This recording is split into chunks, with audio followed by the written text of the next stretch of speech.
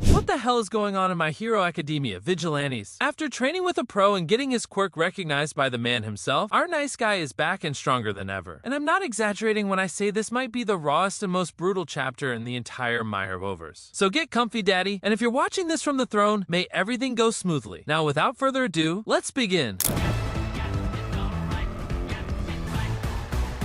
We start off with our boy socializing with the squad at school, walking out of a bar with some friends. One of the girls says she's a little tipsy and wants some nachos and tea to chill out. Being the gentleman he is, our hero invites everyone back to his place. But something's off. His apartment straight up looks like a serial killer's lair, and soon rumors start spreading across campus about Koichi being sus. On the news, we hear about a dude going around robbing jewelry stores. And killing people too. Then we see that same guy get taken out by a mysterious masked man. Months later, Pop steps into the Vigicave like it's her own place, grabbing stuff from the fridge like she owns the joint. Koichi and Pop Step start talking tech about his hero outfit, which is basically an All Might hoodie from AliExpress. Just like we saw in Chapter 1, Koichi is as much of an All Might simp as Deku. Our boy is patching up his armor. Pop suggests he should use something more durable, but for Koichi, those hoodies are sacred relics. It's not just merch, it's personal history. In fact, he has every All Might era hoodie, except one, and here comes the bomb. Years ago, fresh out of high school, Koichi was on his way to take the hero exam, full of dreams and hope. But amidst the chaos, he saw a little kid fall into a river. Without hesitating, he jumped in to save them. That noble, heroic human act cost him the chance to take the exam. And I mean, there's no wait list, no other hero schools, but hey, they're drawings, who am I to judge? Before leaving, Koichi gave the kid his All Might hoodie to warm them up and comfort them. He doesn't regret it, but to this day, he wonders what might have been. He hoped at least his hero spirit passed on to that kid. But plot twist incoming. Turns out, that kid was actually a girl. And not just any girl. It was Kazuo Hanayama, aka Pop Step. Yep, you heard right. That little girl now steals his pudding and fights crime by his side. And she's kept that hoodie like a treasured relic ever since. She's always been watching him, because to her, Koichi was the first hero she ever met. And even now that they're close, she hasn't dared to give it back. Like she's not ready to close that chapter. But after that heartfelt convo with Koichi, something changes. Kazuho mans up, hits the 7-Eleven, buys 2 puddings and decides she's gonna thank him. She's gonna apologize for ruining his exams, and maybe confess.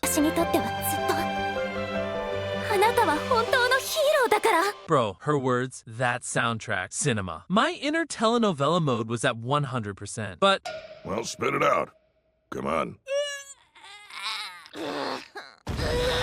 Of course, peace never lasts. One of the villains Knuckle recently developed has just been let loose, and this time he's jacked up on Trigger. Koichi and Pop Step arrive first, but with Knuckle nowhere in sight, they have to fight solo, which basically means they're fucked. Meanwhile, lurking in the shadows is Kuin Hachisuka. Yep, she's the one who gave the villain the trigger. But she's not just trying to cause chaos, she wants data. A twisted scientist treating people like lab rats, collecting every bit of info for her boss. Koichi does his best, but this rock-hard villain corners him fast, and just when it seems like he's about to get sent to the lobby, a new player enters the board. The mysterious masked man jumps in and saves Koichi. He calls himself Stendhal, a lone vigilante with his own moral code. Back at the Vigicave, Koichi excitedly tells Knuckle about his new ally. Meanwhile, Pop gets a Pinsta message from one of the JoJos, saying a legendary student, a very manly, crime-hating dude, wants to meet them. Knuckle kinda brushes it off, but Koichi and Pop decide to go anyway. Surprise, surprise. That manly, heroic student turns out to be the same douchebag who tried to strip Pop and threaten to rip their guts out in Chapter 1. Our hero's reactions are priceless. The dude walks off, leaving us wondering what the hell he wanted to talk about. Back to Stendhal, not only does he save Koichi, he goes in for round 2 against the rock villain, dropping his dark philosophy. Power without purpose is an abomination. If you use your quirk without conviction, you deserve punishment. And without a second thought, he straight up executes the villain. Cold, brutal, no remorse, just his idea of justice. Then he shows us his next target, the ringleader of the 3 thugs from the very first chapter. From the shadows, Kuin watches it all unfold with a wicked smile. This chapter is huge. We get an emotional backstory for Koichi, a redemption moment, and an unexpected, beautiful connection to Pop Step that changes everything. Plus, we meet the bloodthirsty vigilante Stendhal. What a banger of an episode. But tell me, what did you think? Drop your thoughts in the comments. Smash that like button, subscribe to the channel,